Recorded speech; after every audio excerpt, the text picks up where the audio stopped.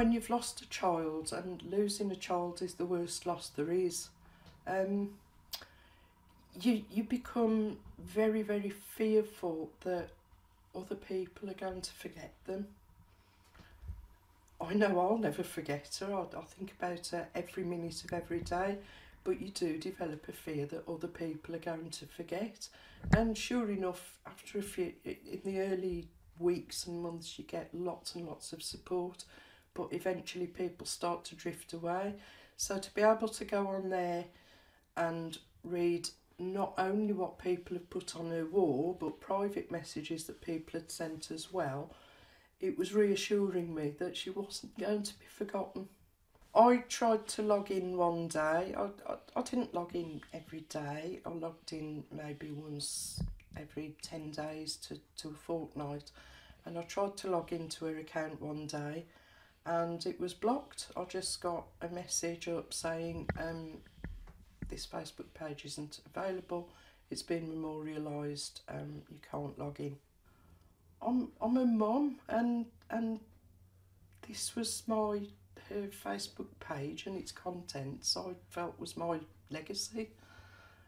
My her online stuff should now be mine to be able to access. I emailed the Facebook people, the faceless Facebook people, and I just got a standard, very cold response back saying, this is what happens, this is our policy. When somebody's died, their page is memorialised and nobody has right to access to it. I can still see her wall.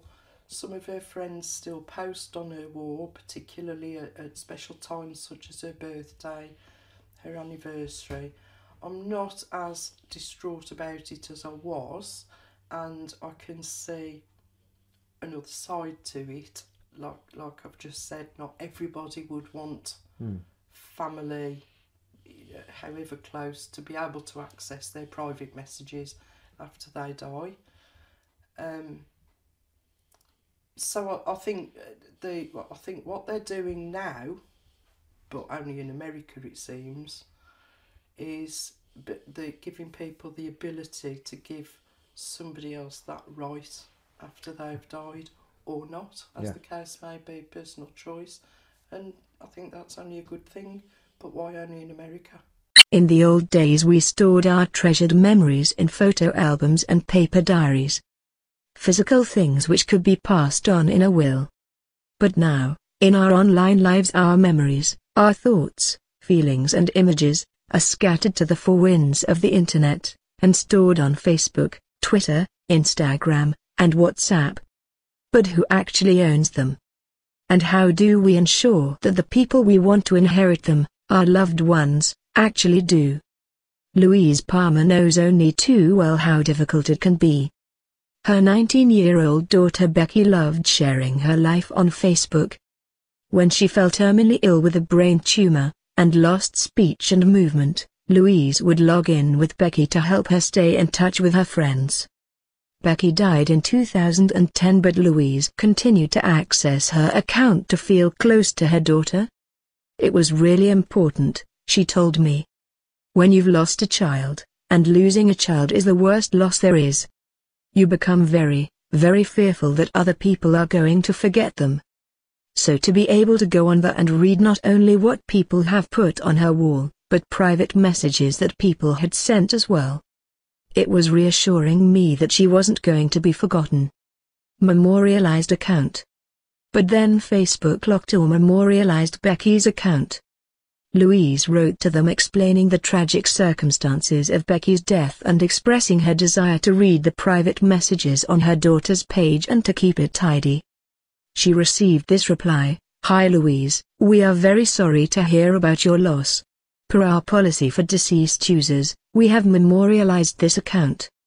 This sets the account's privacy so that only already confirmed friends can see the profile or locate it in search. The wall will remain, so friends and family can leave posts in remembrance. Unfortunately, for privacy reasons, we cannot make changes to the profile or provide login information for the account. We apologize for any inconvenience this may cause. Please let me know if you have any further questions. Thanks for contacting Facebook. Lack of awareness. Louise then wrote to Facebook founder Mark Zuckerberg, but did not receive a reply. New YouGov research commissioned by the law firm Miscondaria reveals an alarming lack of knowledge of who owns our online material. Around 1 in 4 simply have no idea, while 1 in 3 believe it belongs to Facebook after death. Line break. Who do you think owns content? YouGov asked 2,185 adults, in the event that a Facebook user passes away, who do you think, by default, owns their Facebook content? 36% said Facebook. 20% said next of kin. 17% said no one. 27% said they didn't know. Line break. So who does own our online content? Mark Keenan, a partner at Miscondaria, says, it's a legal minefield, it's the new frontier. People are just not reading the terms and conditions, and what we are seeing is a real increase in disputes between competing family members and the service providers. There are no norms or standard practice among online providers for how digital assets are passed on to heirs. Clear instructions. Last year the Law Society warned people to leave clear instructions about what should happen to their social media, computer games and other online accounts after their death. It stressed that having a list of online accounts, such as email, banking, investments and social networking sites will make it easier for family members to piece together a loved one's digital legacy, and provide the best chance for the wishes of a deceased to be fulfilled. It is not only sentimental material that can be lost. Digital assets can also include things with a real monetary value such as music, films, email accounts, computer game characters, domain names, air miles, reward points, PayPal and Bitcoin accounts. And it is not just small change. A virtual space station has been sold for $330,000 on a game called Project Entropia, though whether that kind of asset could be passed on would depend on the game's terms and conditions. Gary Recroft, a member of the Law Society Wills and Equity Committee, said people should not assume family members know where to look online and to make details of their digital life absolutely clear. If you have a Twitter account, your family may want it deactivated, and, if you have left clear instructions, it will be easier for your executors to have it closed. If you have an online bank account, your executors will be able to close it down and claim the money on behalf of your estate. This is preferable to leaving a list of passwords or PINs, as an executor accessing your account with these details could be committing a criminal offense under the Computer Misuse Act 1990. It is enough to leave a list of online accounts and ensure this is kept current. Passwords remain secret. Not that many of us tell anyone what our passwords are. The YouGov research found that 52% of us said that no one, including friends and family, would be able to access our online accounts should anything happen to us.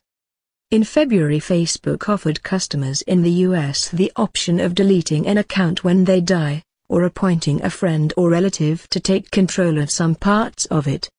But that doesn't apply here. In a statement they told me, when a person passes away, their account can become a memorial to their life. The profile no longer appears in public spaces, so that grieving friends and family can continue to view the comments, photos and posts of their loved ones. But that wouldn't include private messages on Becky Palmer's site, or allow Louise to manage it.